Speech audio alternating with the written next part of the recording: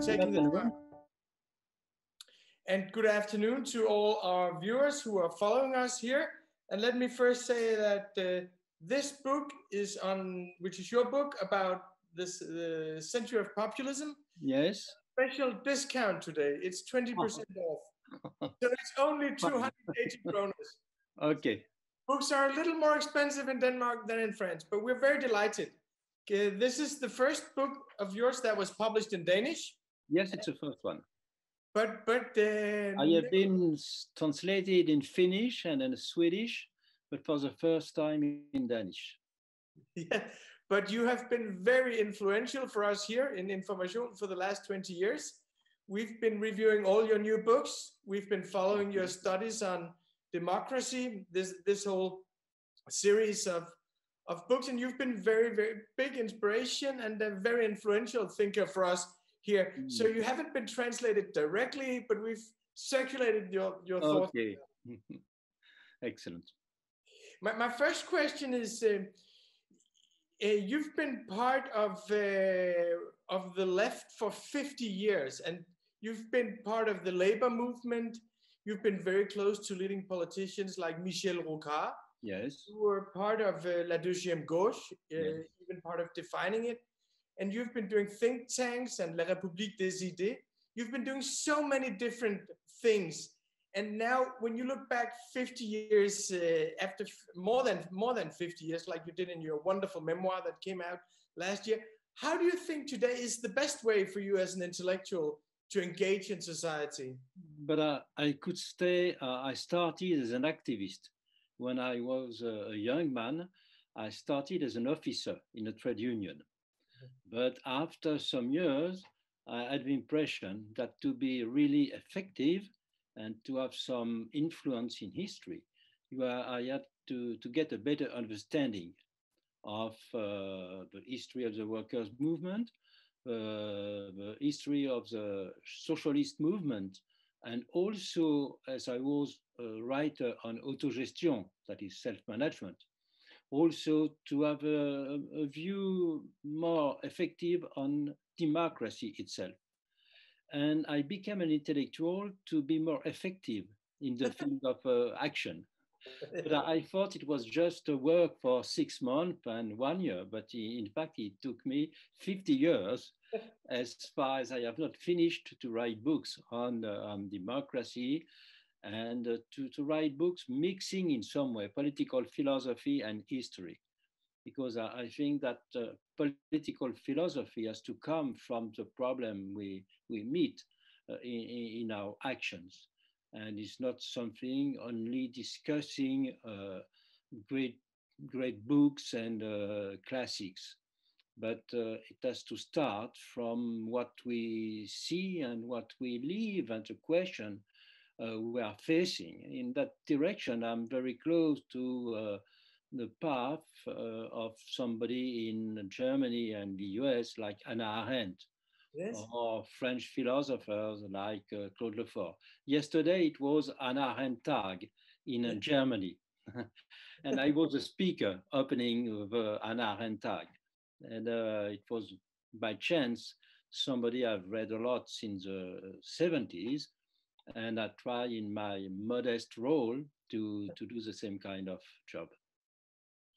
When we look at the world today, we have seen some very powerful ideas, like ideas of globalizations, ideas of neoliberalism. I know that's a very complicated concept, neoliberalism. Actually, it's not a concept, but it's very complicated. But we have some very powerful ideas.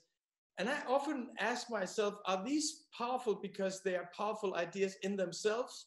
Or is it because they are ideas of the powerful people It could be both, but at the same time, if we take the term neoliberalism is more a term for question we have than a term giving answers to our problem, because it's a too broad concept. It's a notion, but it's too broad to be an effective concept. I mean, an effective concept concerning the transformation of economy, for instance, would be even in a Marxist direction.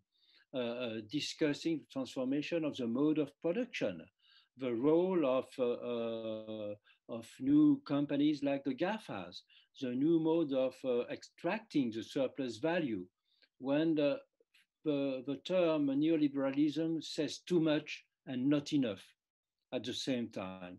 So I think we have to think in terms of effective concepts, and not only two global concepts that are concepts in terms of critique of society, but at the same time that don't help to build some answers and some practical politics. You very early on, you said that you were convinced that we did not have the intelligence of our indignation. Yes. Meaning that there was a lot of indignation and enthusiasm for protest, but that you sensed that you didn't have the concepts and the analysis that were adequate. Yes, but we see it every day. I can take many examples. Let's consider all the debates today concerning the climate. Yeah. Of course, a large, vast majority of the people think it's time to act, and that the situation is very tremendously important. But at the same time, there is in fact a lot of practical disagreements. And I think if we want to understand how to be efficient in terms of fight for the climate, we have to start from the difficulties that we see on this field, and not to start from the good and easy ideas. Because in fact, a lot of people think that fighting for the climate is necessary, but not for them, or not immediately. And this distance between, I would say, a global agreement on some question and local disagreements, future agreements and present disagreements should be at the base of every understanding of our situation today. But sometimes I have the sensation that I believe your analysis is absolutely correct, that generally we lack the intelligence of our indignation, and that we need to have better concept and notions of capitalism, neoliberalism, climate change, and so forth. But then sometimes I get the sensation that there are some intellectuals developing very fine analysis, and then you have populist movement that steal all the enthusiasm and they kind of take the fire. Yes, but there is something strong in populism, that populism is not only an analysis of the political situation. Populism is also a kind of reaction with a lot of emotions. And I think that sometimes intellectuals, they don't put enough emotions in their language or in their analysis, because of course you need a technical analysis of the economic or the social situation. But at the same time, you have to open some windows to make possible to see some new avenues for action or for redesigning the future. And too many intellectuals perhaps are only critical intellectuals and not only positive intellectuals, because intellectuals have not to pave the way for disenchantment. Intellectuals are also here to open the way to free thinking and critical thinking, but a positive critical thinking. And that is what I try to do.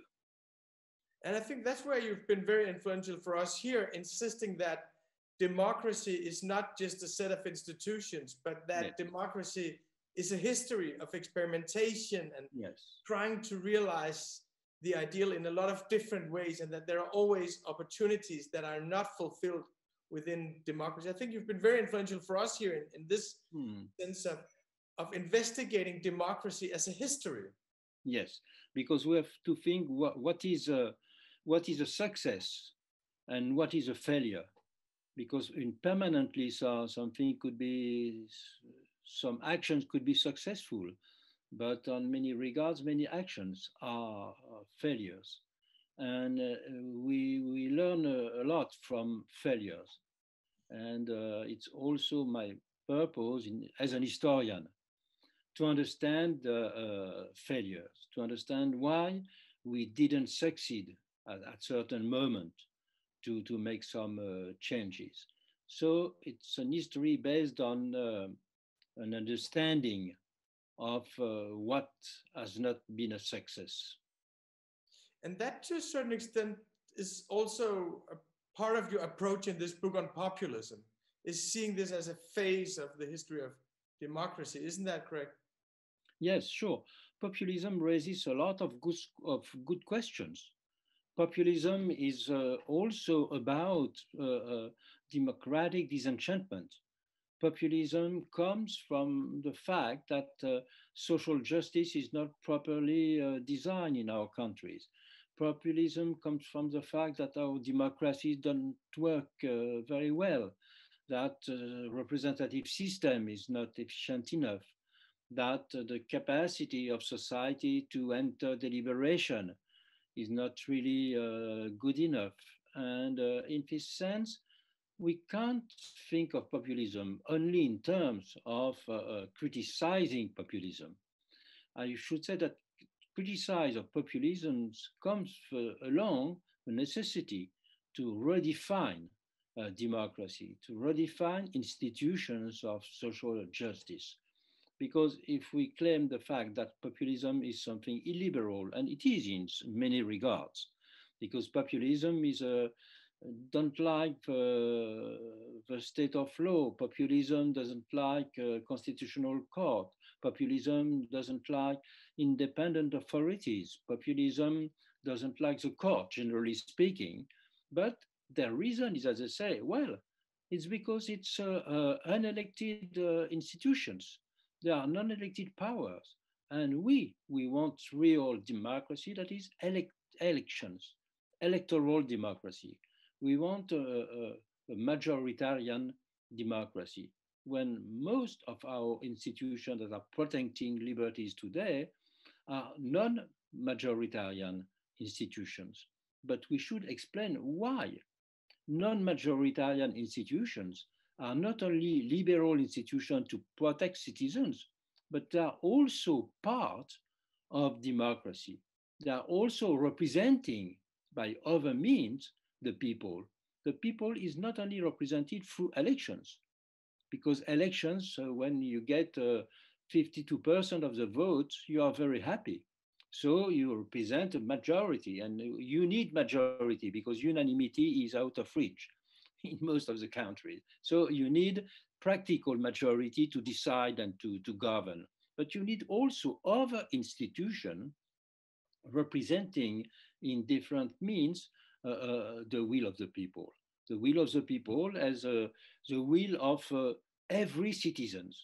Democracy is also the power of anybody and not only of the majority. And anybody is every citizen, has to be protected by the constitution, has to be protected with some rights. And so the expression of all the citizens is also the capacity to have an expression of every single citizen. And democracy is also the power of nobody, because you need institutions that are independent, but not independent in the sense that they are not democratic, but independent in the sense that no specific party, no special interest could take control of those institutions. So independent institutions are also tools for the general will. And I think if you take this very simple example, you can explain why populism is a short view of the general will, is a short view of democracy, and that it's a necessity to give a larger definition of democracy, because majoritarian democracy is a necessity, but at the same time, it's not a sufficient definition of democracy. We have to be more ambitious than simple majority regime. There's a very beautiful phrase, I think, in the end of the book where you say that the liberal institutions are also preserving democracy for future generations. Yes. Different majorities that will appear later. Yes, because democracy, when we say the will of the people, the sovereignty of the people, but the people, who is the people? The people are not only the voters. If the people are the inhabitants of a country, well, the inhabitants, there are some young, some old, some inhabitants to come. And so we have to, democracy means also a larger definition of the people, a comprehensive definition of the very notion of the people. What distinguishes your book from all other books I've read on populism is that it's not a causal reading of populism. It's not saying populism is the response of the losers of globalization. Yeah. Populism is a product of migration. Populism is a product of economic inequality. It's not a causal or symptomal reading of populism. You read it as a positive political project in itself and in its own right. How would you characterize that project? I take it seriously. I think that just a negative approach of populism, saying populism is just a reaction, is not an analysis of populism. It's an analysis of the populist vote. And the populist vote, as every vote, has many rationale, many reasons. You can vote because you don't like the figure of somebody. You can vote because you have an attraction for one aspect of the rhetoric of someone. But as every political doctrine, a political doctrine should be taken seriously. When you speak of liberalism, when you speak of Marxism, when you speak of socialism, there are so many books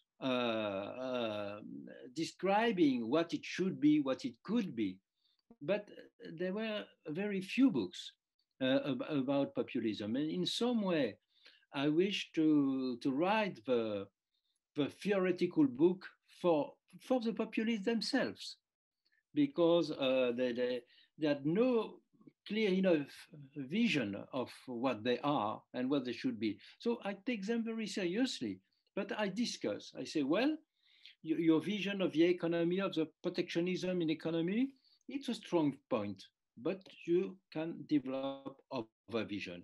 You attack against majoritarian democracy. Yes, you make one point, but perhaps it's not the only point. You can have different consideration. And also the fact that you have also to consider not only the theory of populism, but the practical history of populism.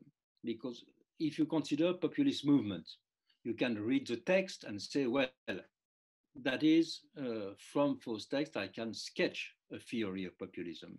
But you have also an history of populist government. And you can judge what is going on in Hungary with Mr. Orban. You can judge what is going on in Poland with Kaczynski, what's going on in Russia with Putin, what is going on with Trump in the US, or with Chavez, Morales, and others in Latin America.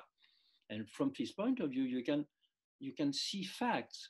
You can consider the fact that in most of those populist regimes, and not only movement, they try to diminish the role of the constitutional court, because I say a constitutional court is not an elected body. And so it's an undemocratic body. Well, it's a judgment, but you can say, no, on the contrary, it should be considered as a support of democracy, because it represents on a different scale the will of the people. You can say that, for instance, a constitutional court is the memory of the general will. And it's not only the immediate expression of the general will through election. So I have discussed with many friends in Eastern countries, in Hungary, in Poland, in Russia too, and they say, well, they are not serious people. No, those people, Orban, are very serious people, and they have a very clear theory of democracy and society in their mind. And so we shouldn't reject those people just because the results of their politics are not good results. But we should also discuss the core of their rationale. There's a phrase in your book where you say there can be something like an atmosphere of populism. Yes, because what is that atmosphere of populism? This atmosphere of populism is very simple to understand. The fact, in French we say dégagisme, the fact there is an atmosphere of considering that politicians, globally speaking, are bad people. And so they are elected, but to re-elect those politicians becomes more and more difficult. And even Macron in France is not a populist. He's a kind of liberal, a very classical liberal, a mixture of liberalism and authoritarianism. But he's certainly not a populist. But he has been elected because the electors no longer wanted of the socialists like the former president François Hollande, or they didn't want to come into power the classical right. So he came to power because the electors didn't want the classic one, the classical politicians. And in many countries today, it works that way. You don't vote in favor of somebody, but you vote against. The atmosphere of populism means that today negative democracy is stronger than positive democracy. That's a fact. It's very few countries have politicians re-elected many times. Germany is certainly something that is very specific. But in France, for many years, we have not seen re-elections of president of the Republic. And it has been the same in Spain, it has been the same in Belgium, it has been the same in Italy. So we have to consider that this atmosphere of populism is also, it means also the success of negative democracy. In Denmark, we have had populist parties for almost 50 years. I know you have in France as well, but they've been very influential, and they've been influential for a period and then integrated into even social democracy. So if you look at our prime minister today, she's both influenced by left populists and right-wing populists, and that gives her a certain legitimacy that makes maybe our social democracy one of the most popular in Europe. They are polling more than 30%. So in some countries, you actually see the populist movement, they're reinventing democracy and making the old parties stronger. But in other countries like France, it seems that the old parties have been much, much weakened by the populist atmosphere. How do you see that difference? It's perhaps also because you have a problem of personalities. I mean, politics is not only organized around institutions, around ideas, but also about people. It's true that in France, Macron is a stronger personality than the present socialist leaders. They are no longer socialist leaders with an important visibility. And that's the same thing for classical right-wing conservative leaders in France. I think it's one point. And the other point also is the capacity of some parties to practice social negotiation, to have a practical management, I would say, of reform.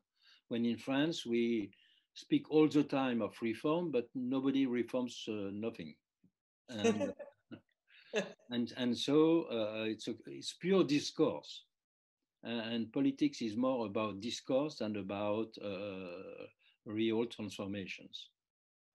Do you see now in France, you've had this confrontation between Emmanuel Macron with his movement of immediacy centered around one charismatic leader, and then the yellow West on the other side. And now it seems you have experimentations with the citizen assemblies and new forms of direct democracy. Do you see there's a reformation of democracy in France taking place as a result of this?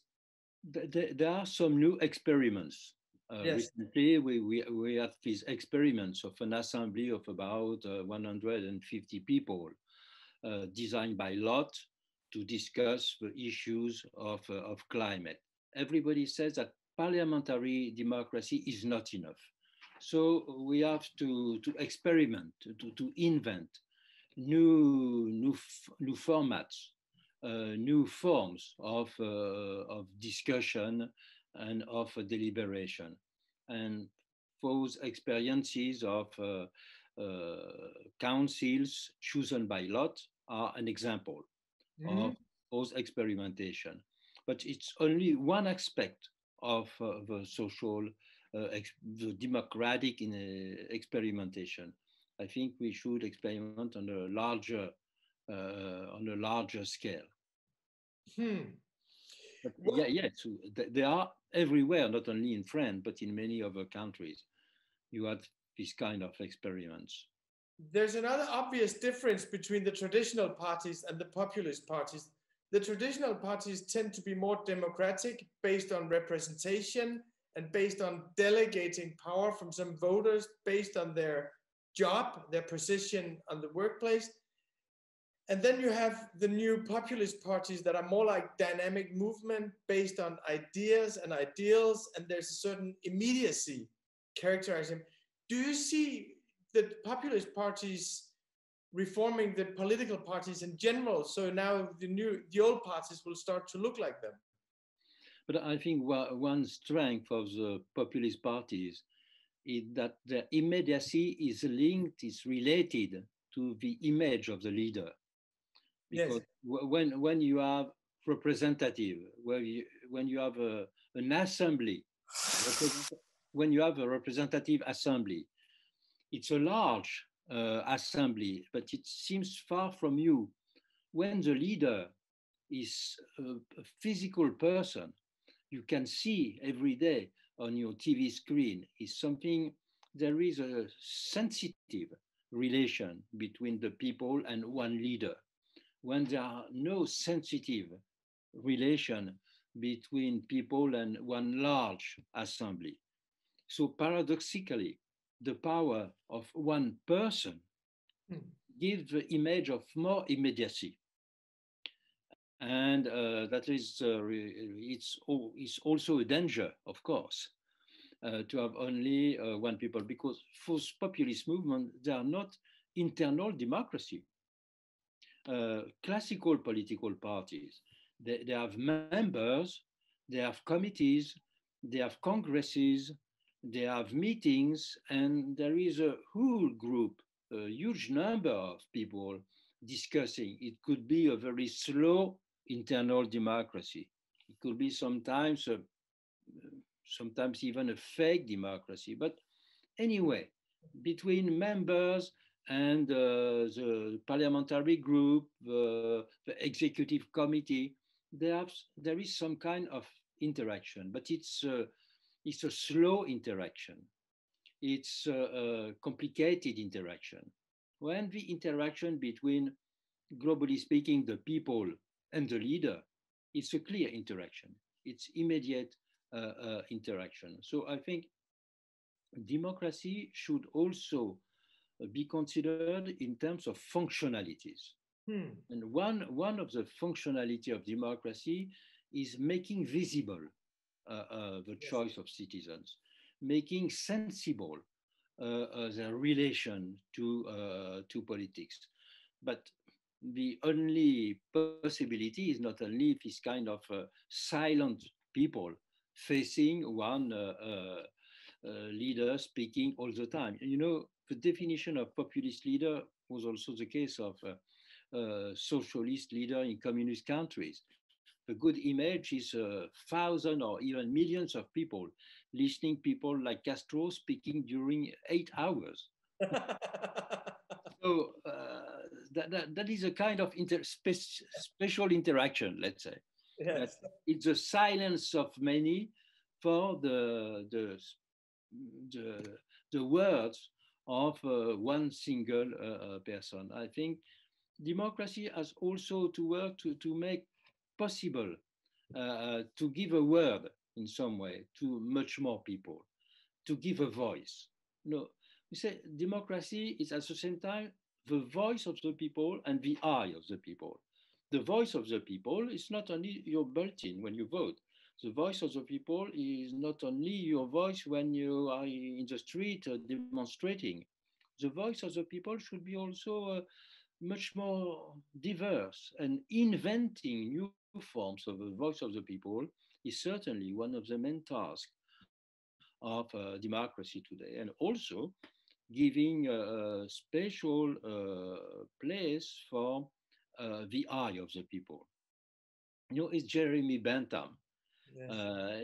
He said, well, democracy is not about only about voice, it's also about the eye, because you can speak all the time, but you can have your eye open permanently. Yes. And so the voice democracy is not permanent, when the eye democracy could be permanent.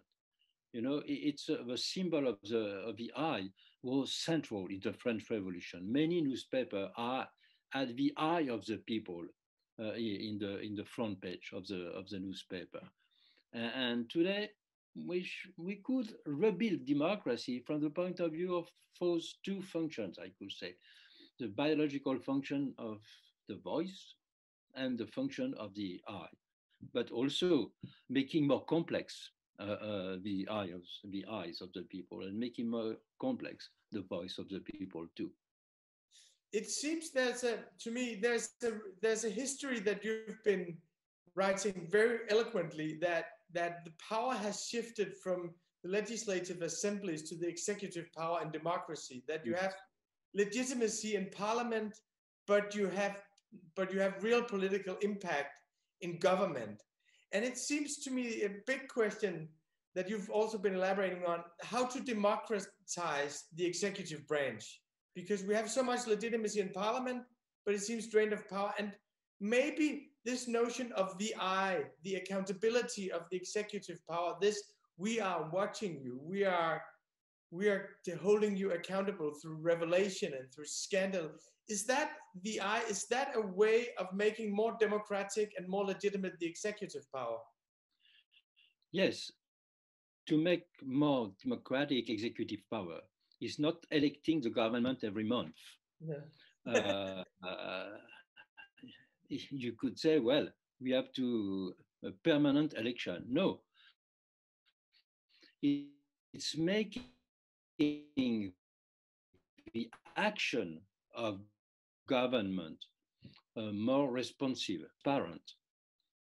It's making to have the action of government also more reliable. To that it could be in some way considered by the citizen as close to them, not far from them. And to say that democracy is a regime who obliges you to speak permanently to the people, to explaining what you are doing, and to explaining permanently. So democracy is not only a procedure, democracy is also a kind of interaction. You know, it's a word I was very impressed by. The word Émile Durkheim, he's a great French sociologist. He said democracy is not only about elections, democracy is also inventing, he said, a kind of permanent communication between executive power and society and the people. So we have to consider democracy in terms of interactions between powers and society, and not only democracy in terms of legitimacy, giving a government license, governing license to produce laws, or you are authorized to govern. But but driving license, you are also obliged to follow certain rule on the road. And so you have a driving license, but also you have a code how to behave on a road. And you have also the possibility to get fines if you don't follow the rules. But a government, in many cases, he has a government license, but there are no fines, and there are no guides for the rules to follow in governing.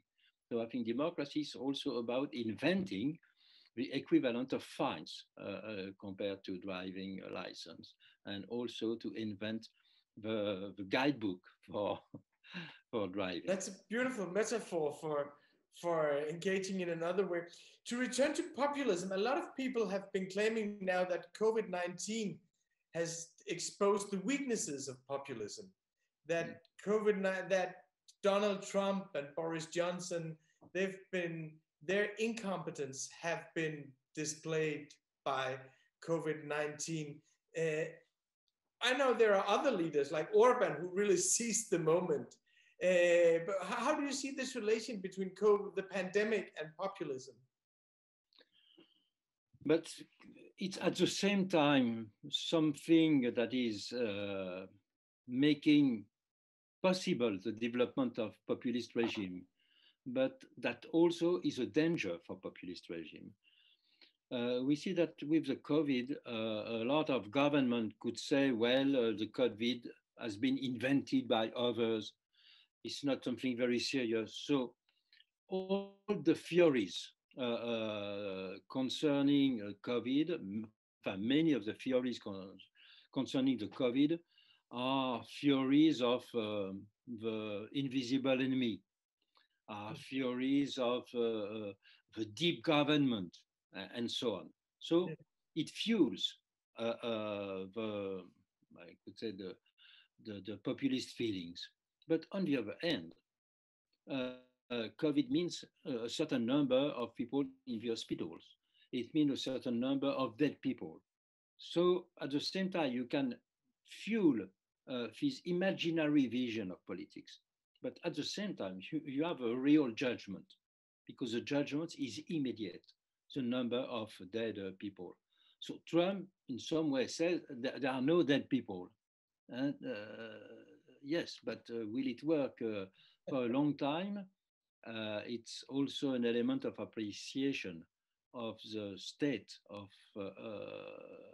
the American society, because that the most developed technological country in terms of technology is also today the country with the worst populist leaders in the world in many regards.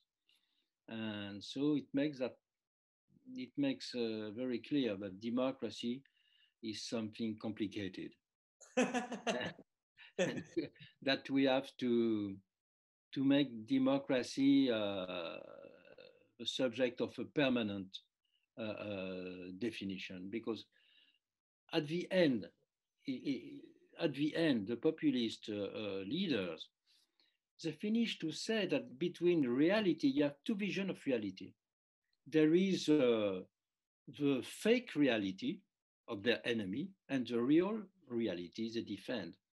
So the political view of enemies and friends becomes a view dividing reality in two. So it's a kind of epistemologic consequence of populism, that you don't only oppose your friends and your enemy. Normally, democracy is about differences, it's about conflict, it's about negotiation. But the basic populist discourse is to say that it's a difference between friends and foes, and that you have the enemy of the people and the friends of the people. So it makes a shift in the understanding of democracy. And when the shift goes longer, when you say that the real difference is in the very nature of reality. The US is also the country where a lot of people could say that the earth is flat. Well, so, and saying also that the theories of evolution are inconsistent. And so when you say that democracy is no longer about negotiation and managing conflicts, so democracy, could it exist if it is only the relation between friends and enemies? That is a Schmittian definition of politics. And at that time, in that direction, it means that democracy is about a civil war. And in many regards, in the US, the vision of Trump is a vision of civil war. It's a vision of civil war that has the form of a racist view of the US. It's the war between the poor white trash, as it is said, and on the other hand, the African American and minorities of every category. So it makes difficult the fact to recognize that you live in the same country, that you accept to pay taxes for redistribution. It makes much more fragile the very idea of building not only a democratic regime, but a democratic society. Because if you consider that they are on one hand enemy of the people and on the other hand friend of the people, it's no longer the possibility to build a nation. A nation is a space of redistribution. A nation means a common understanding. And in those cases, you are far from this idea of a common understanding of what a nation state is. Well, we have just 3 minutes left, and I have so many questions for you. So I'll sort them all out, and then I'll just take one last question. Yes. I've been longing to ask you this question because you are the historian of democracy, and Trump is the most crazy experiment in democracy in my lifetime. And you've mentioned some of them now, but what are the most surprising lessons for you of 4 years of Donald Trump in America? What surprised you the most? What surprises the most is that he remains popular. What is extraordinary is that he resisted the evidences of realities. He resisted everything. Why? Because all the supporters, all the voters of Trump, they consider that there is no possible discussions with the others, that they are under siege, I could say. So the lesson of Trump is that even a politician as special as he is can express one part of American society, and that he could be re-elected in some way, even if he's strong enough to be considered as an historical leader in the American history, without any kind of precedent in some way. So I think considering and meditating on what is the success of Trump is one of the best way to make sensible what democracy is and what democracy is not, and why democracy could become something rather undemocratic in some respect. Well, thank you very much for taking your time, and thank you for all your writings and your reflections. They've meant a lot to us here, and I hope you'll have a nice evening in Paris. Thank you, Pierre Rosanvallon. Thank you. Have a good evening too. Bye-bye. Bye-bye.